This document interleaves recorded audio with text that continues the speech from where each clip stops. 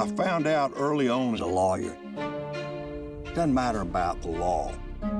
It's about being able to tell a story. Topic for today's presentation is Trial by Media, a critical analysis of high-profile cases. So, for which I will be presenting the introductory part. Rest of the part will be covered by my.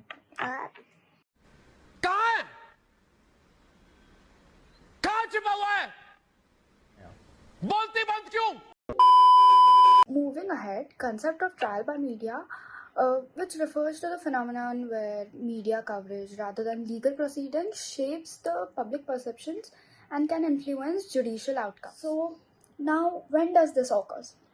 This occurs when media presents evidence and debates the guilt or innocence of an individual, often compromising the integrity of legal system. High-profile cases involving celebrities or politicians are particularly susceptible to this, leading to the presumption of guilt before trial even concludes. A notable example in India is the Arushi Talwar murder case.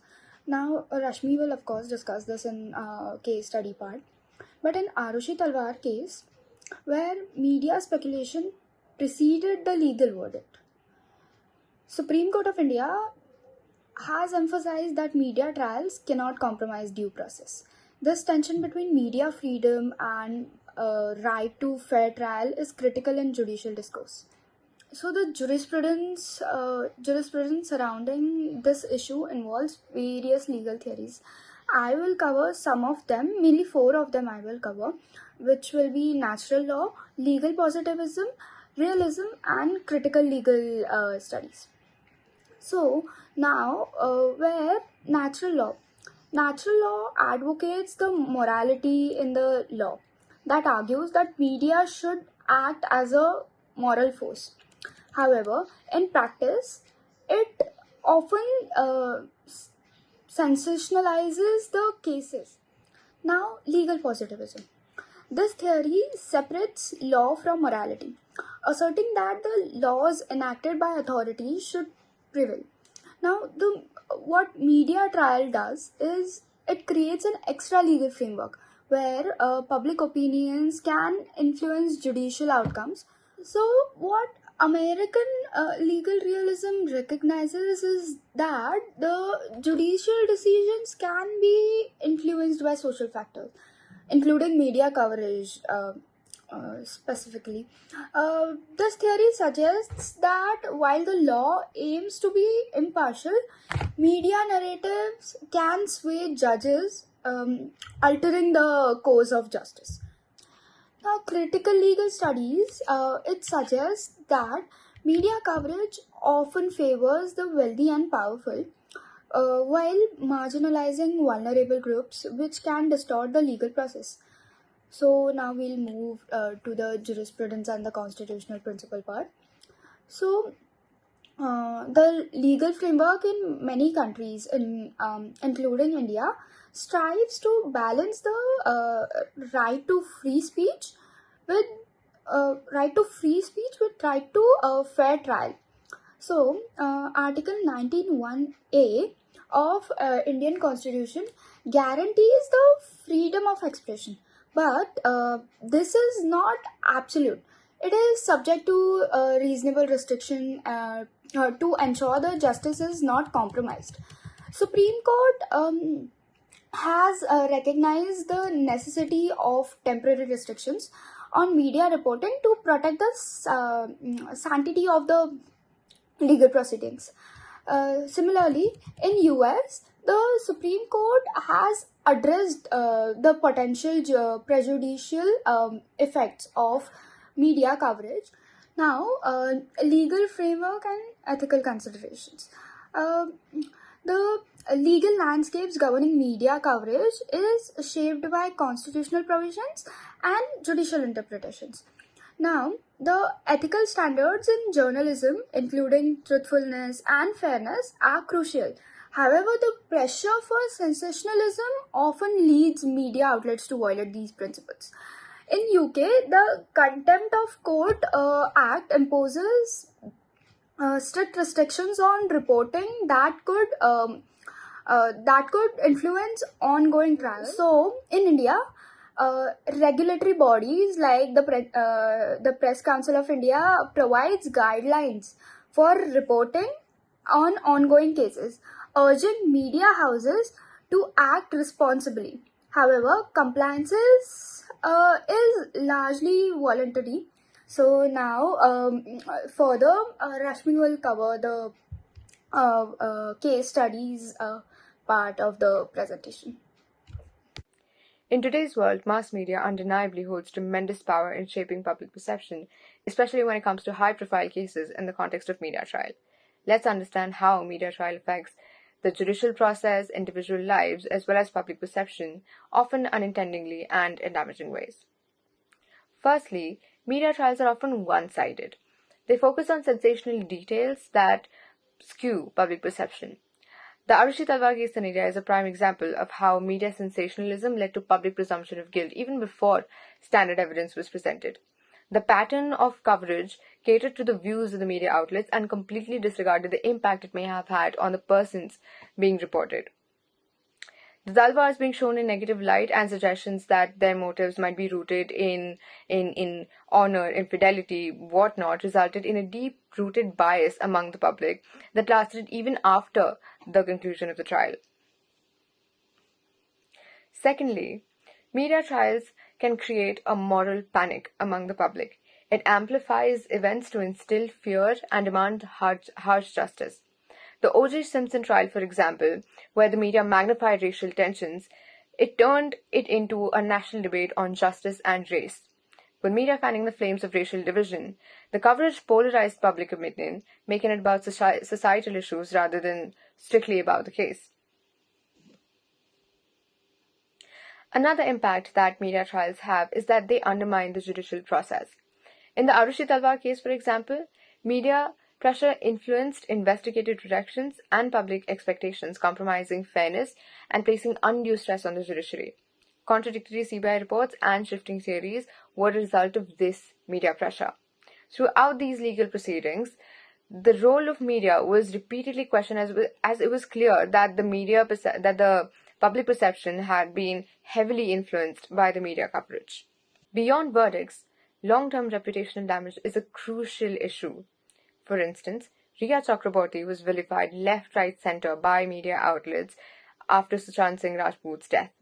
Chakraborty became the focal point of the media's narrative, with sensational coverage leading to public perception that she was somehow responsible for Rajput's death, even with the lack of conclusive evidence.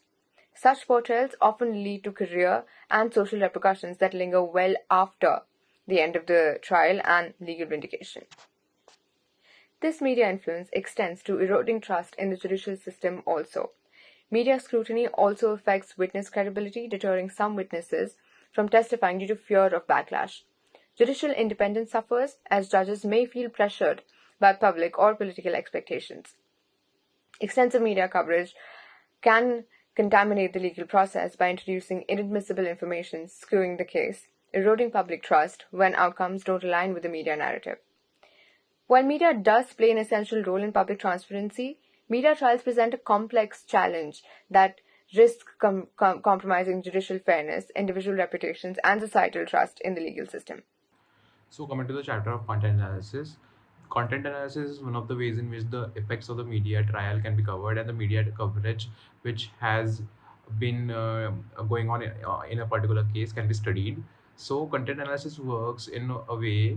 For example, it studies the narrative that has been portrayed by the media. It studies the effect that particular narrative has had on the public perception, and the effect that it is going to have on the judicial accountability and the judicial system and the concept of justice in a particular case. So, for example, various types of devices. For example, in the Western countries, a device called MILA is used, which is an acronym for Mobile Intensive Longitudinal Linkage Analysis. So, which analyzes the real-time impact of any narrative that has been going on in the media. So, accordingly, the prosecution and the defense can work it out within themselves so that the concept of justice in any trial is not harmed. So, content analysis is what we found in our research is one of the ways to counter the effects of media trial. So, coming to the chapter of policy recommendations, there have been significant developments in the jurisprudence of common law countries like US and UK, and their histories and their experiences regarding media trials, which has led to the courts issuing orders and policy recommendations being suggested to the governments of the respective countries. For example, in the experience of UK, there happens to be quite a few cases which had them issuing contempt orders and sub judice orders. First of all, the first case we mentioned in the project was Are We Sutherland, which in which the court held that there needs to be a balance between the right of the media to cover anything, which is the right to freedom of speech and expression, and also the right of the accused. So the court in this case, and this is a very significant case in the UK jurisdiction, and the jurisprudence, which held that right of the media needs to be balanced with the right of the accused and the rights of the victims, so as to the criminal trial or any trial does not get affected by any media coverage or any sensational coverage. So as to And first of all, the court also issued that when there is a profiting from any sensational covering or any media coverage which is false, there needs to be a strict action taken against those responsible.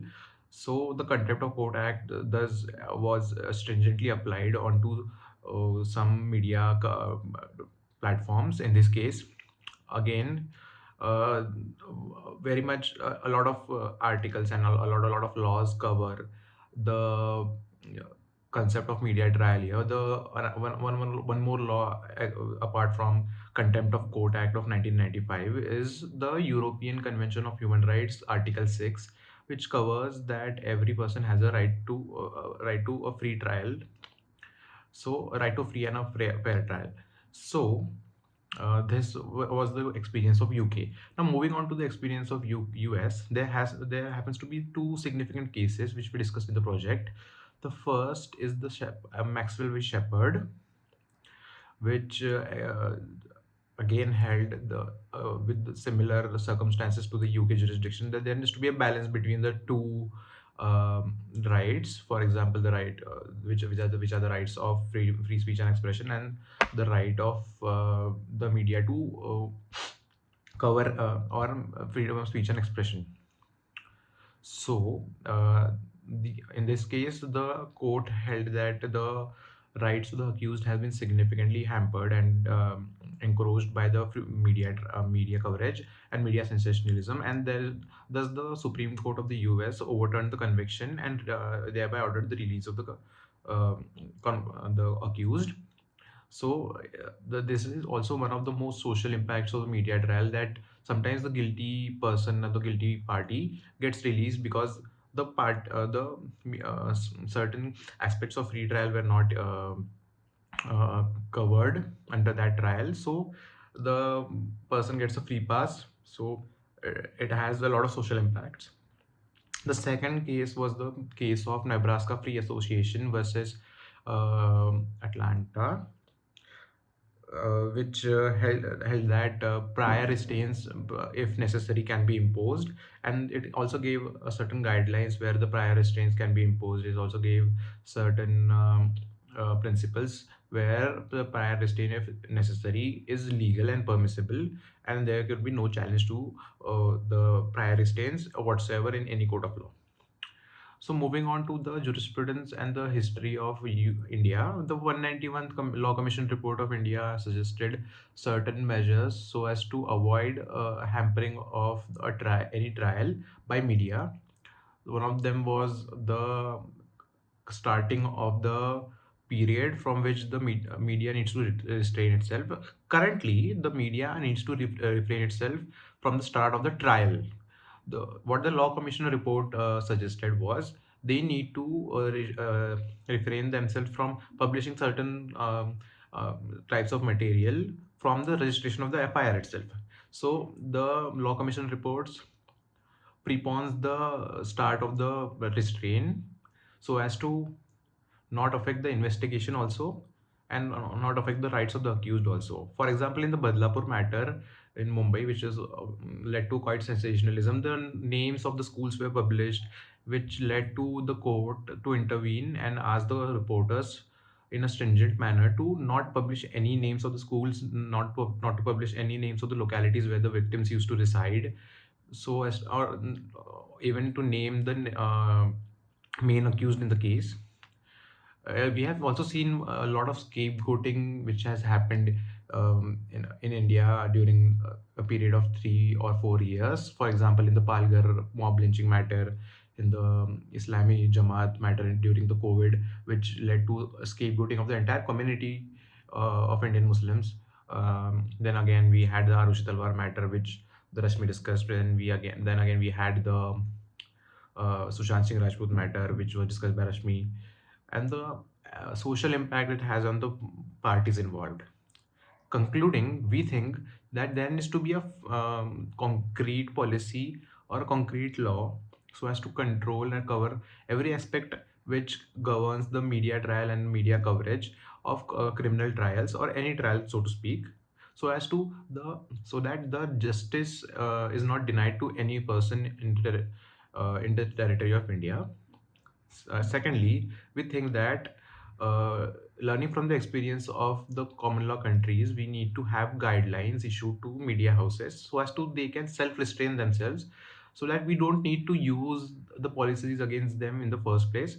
So, and there is no litigation regarding this because both of these rights are sacrosanct rights, and deciding upon them is not going to be easy for any court. So self-restraint is one of the best policies we thought would benefit both the parties in this dispute of me versus you, and the right of freedom of speech and expression versus the right of the accused.